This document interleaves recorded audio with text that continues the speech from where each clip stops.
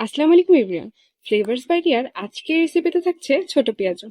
তো আমি আমার বাসায় রোজার দিনে কিভাবে সহজে এই ছোট পেঁয়াজুটা তৈরি করে থাকি সেই রেসিপিটাই আজকে আমি আপনাদের সাথে শেয়ার করব। তো চলুন রেসিপিটা দেখে আসা যাক। জন্য আমি এখানে একটা বাটি নিয়ে নিয়েছি। এর মধ্যে আমি 1 কাপ পরিমাণ পেঁয়াজ দিয়ে দেব। তো আমি পেঁয়াজটা একটু মোটা মোটা করে কেটে নিয়েছি। তো এর মধ্যে তারপর আমি দিয়ে দিব কাঁচামরিচ। আপনারা আপনাদের পছন্দ মতো ঝাল অ্যাড করে নিতে পারেন। তারপর আমি এখানে কিছুটা পরিমাণ লবণ দিয়ে দিব। লবণটাও আপনারা আপনাদের স্বাদ মতো দিয়ে দিবেন। এখন আমি পেঁয়াজটাকে এই লবণ আর মরিচের সাথে ভালোভাবে মাখিয়ে নিব, যাতে এই পেঁয়াজ আর মরিচের ফ্লেভারটা একসাথে মিশে যায়। তো আমি কিন্তু পেঁয়াজটাকে ভালোভাবে মাখিয়ে এর মধ্যে কিছুটা পরিমাণে বেসন আর ময়দা ইউজ করেছি। আপনারা চাইলে আটা ইউজ করতে পারেন। তো তারপর আমি এর মধ্যে দিয়ে দিব কিছুটা পরিমাণে হলুদের গুঁড়া আর কয়েকটা জিরা। তো আমি এটাকে অনেক ভালোভাবে মেখে নিব।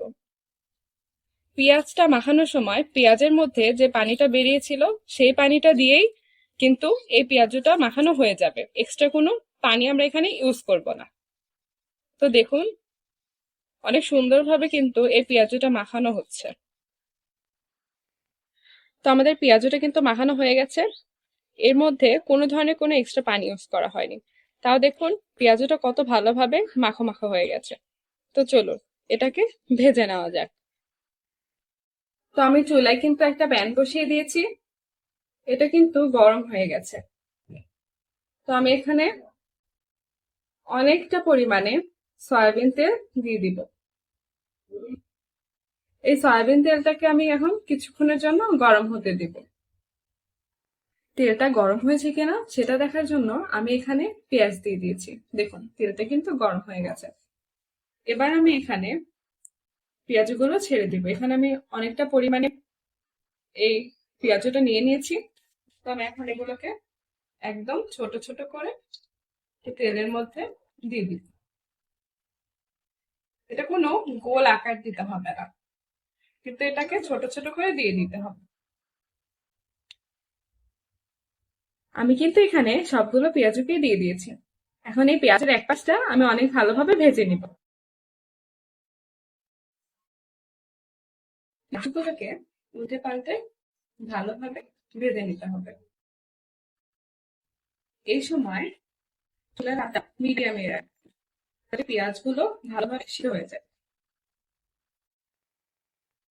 তো আমি কিন্তু পেঁয়াজগুলোকে উল্টে পাল্টে ভালোভাবে এই দুই পাশটাই ভেজে নিয়েছি। দেখুন দুই পাশটা অনেক ভালোভাবে লাল লাল হয়ে গেছে। তো চলুন পরিবেশন করার পর পেঁয়াজটাকে দেখতে কেমন হয় সেটা দেখে আসা যায়।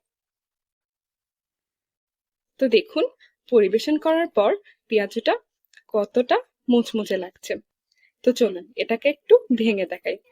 দেখুন এটা কিন্তু অনেক মুচমুচে হয়েছে। তো রোজার দিনে আপনারা কিন্তু অনেক সহজেই এই রেসিপিটা বাসায় ট্রাই করতে পারবেন। তো ভিডিওটা যদি আপনাদের কাছে ভালো লাগে অবশ্যই ভিডিওটাতে একটা লাইক দিবেন আর চ্যানেলটাকে সাবস্ক্রাইব করে যাবেন। আর রেসিপিটা যদি আপনাদের কাছে সহজ মনে হয় তাহলে অবশ্যই আপনারা বাসায় ট্রাই করবেন।